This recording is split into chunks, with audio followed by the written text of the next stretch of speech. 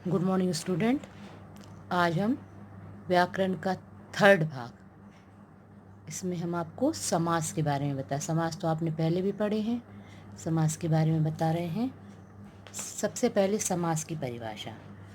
संधि दो वर्णों के योग को संधि कहते हैं और दो शब्दों के मिलन को समास कहते हैं। जो शब्द जब परस्पर संबंध रखने वाले शब्दों को मिलाकर उनके बीच आई हुई विभक्ति आदि का लोप करके उनसे एक पद बना दिया जाता है, तो इस प्रक्रिया को समास कहते हैं। दो शब्द मिलके एक शब्द बनता है। जब दो शब्द मिलकर एक शब्द बनता है और उनमें उसके आई हुई विभक्ति का लोप हो जाता है, तो उसके स्थान पर एक पद बन जाता है, तो इस प्रक्रिया को कहते हैं समास। तो सबसे पहले जैसे हम उदाहरण लें, पालन पोषण, ठीक है, तो पालन पूर्व पद है और पोषण उत्तर पद है, ठीक है। और इसके बाद समास के भेद। समास के भेद मतलब समास के प्रकार। समास 6 प्रकार के होते हैं: अव्ययी भाव समास, तत्पुरुष समास, कर्मधारय समास, द्विगु समास, द्वंद्व समास और बहुब्रीहि समास।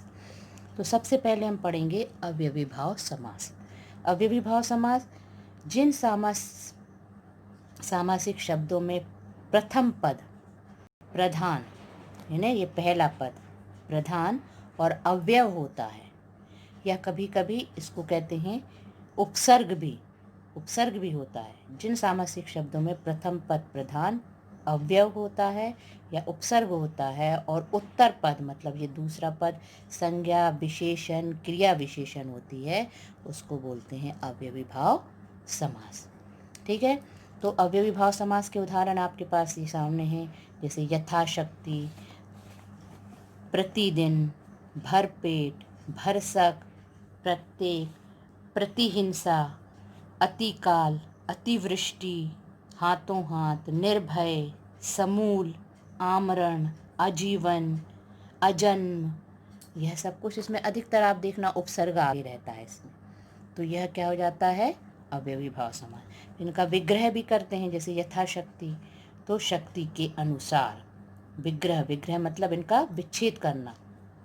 प्रतिदिन, प्रत्येक दिन, भर पेट, पेट भर के, भरसक, शक्ति भर, प्रत्येक, एक एक, ठीक है। तो इनका विग्रह भी किया जाता है। ये समझ में आ गया अव्ययी भाव समास। अब दूसरा है तत्पुरुष समास। तत्पुरुष समास जिन सामाजिक शब्दों के बीच में कर्म से लेके अधिकरण कारक की विभक्तियों का लोप होता है।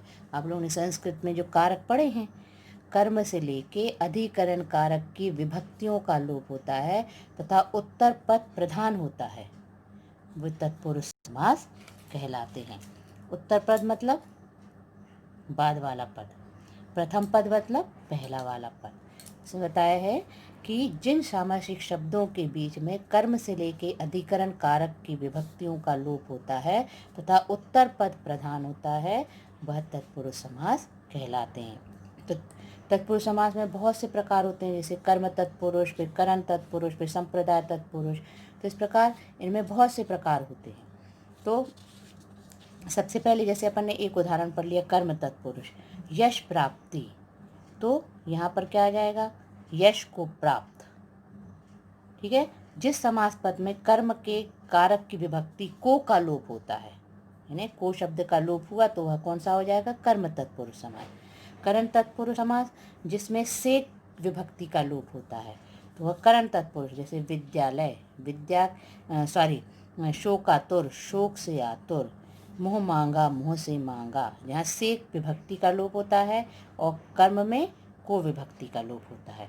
संप्रदान तत्पुरुष जिस समस्त पद में संप्रदान कारक के लिए की विभक्ति का लोप होता है, तो वह संप्रदान तत्पुरुष, जैसे विद्यालय, विद्या के लिए घर, गौशाला, गो के लिए शाला, ठीक है।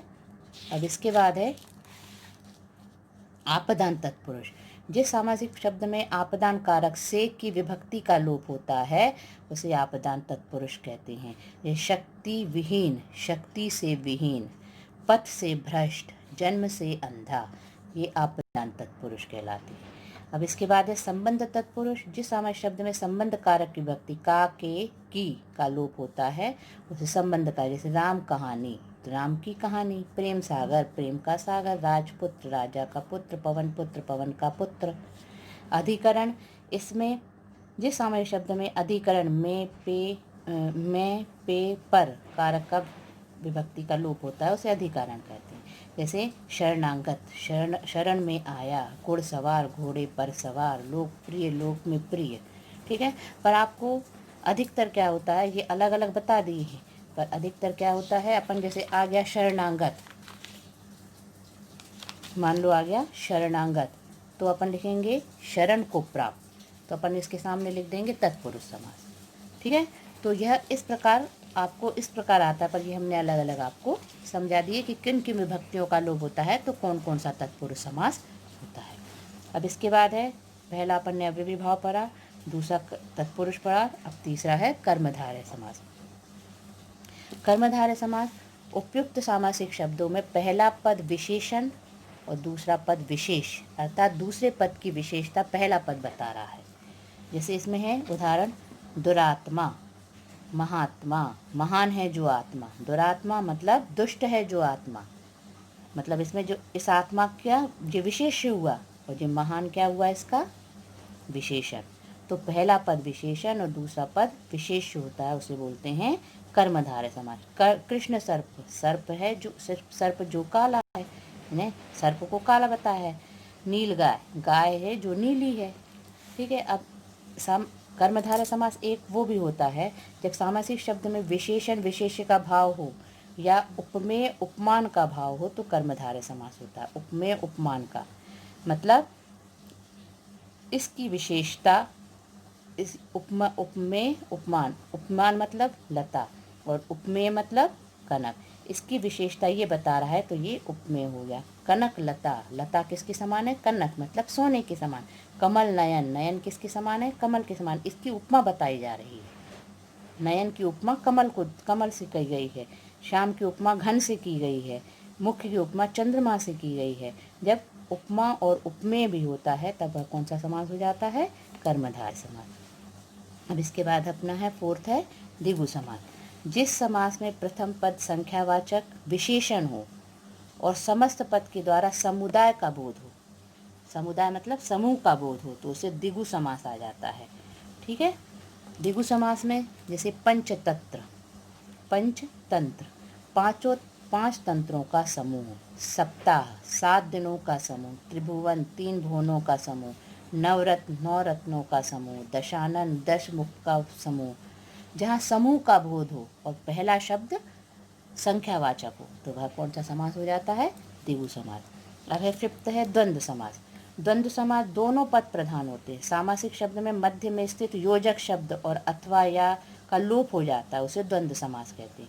इसमें योजक शब्द मतलब योजक आप लोगों ने देखा पढ़ा होगा, योजक शब्द अथवा वा का लोप हो जाता है और दोनों पद प्रधान होते हैं। जैसे इसमें माता पिता, माता और पिता, गंगा यमुना, गंगा और यमुना, भाई बहन, भाई और बहन, नर और नारी, दिन रात, हानि लाभ, यह सब कुछ किस समास में आ गए, द्वंद्व समास। इसमें योजक चिन्ह होता है और अथवा या का लोप हो जाता है। ठीक है, अब इसके बाद है अपना 6 बहुब्रीहि समास। बहुब्रीहि समास जिस सामाजिक शब्दों में दोनों पद किसी तीसरे पद की ओर संकेत करते हैं। दो पद जो होते हैं, दोनों पद हैं पर दोनों पद किसी तीसरे पद की ओर संकेत करते हैं, वह बहुब्रीहि समास कहलाता है। जैसे गिरिधर यानी गिरी को धारण करने वाला, अर्थात कृष्ण, पर्वत को धारण करने वाला, किसने धारण किया था पर्वत को, कृष्ण ने, तो क्या हो गिरी को धारण करने वाला अर्थात कृष्ण। अब दूसरा चतुर्भुज, 4 भुजाएं जिसकी अर्थात विष्णु, विष्णु भगवान की 4 भुजाएं थी। गजानन, गज के समान आनन, आनन मतलब मुख, किसका है अर्थात गणेश। नीलकंठ, नीला है कंठ जिसका अर्थात शंकर। पीताम्बर, पीले वस्त्रों वाला कृष्ण अर्थात कृष्ण। तो इसमें तीसरा पद प्रधान है। जैसे इनका दशानन, 10 है सिर जिसके अर्थात रावण। ठीक है, तो यह क्या हो जाते हैं, जिनमें तीसरा पद प्रधान हो जाता है वह है बहुब्रीहि समास। तो इस प्रकार आपको अपनी कॉपी में समास की परिभाषा, समास के भेद मतलब ये, और प्रत्येक समास की परिभाषा, जैसे अव्ययीभाव समास हुआ, कर्मधारय समास हुआ, द्विगु समास हुआ, इनकी परिभाषाएं और इनके दो दो उदाहरण लिखना है। ठीक है, समझ में आ गया? Thank you.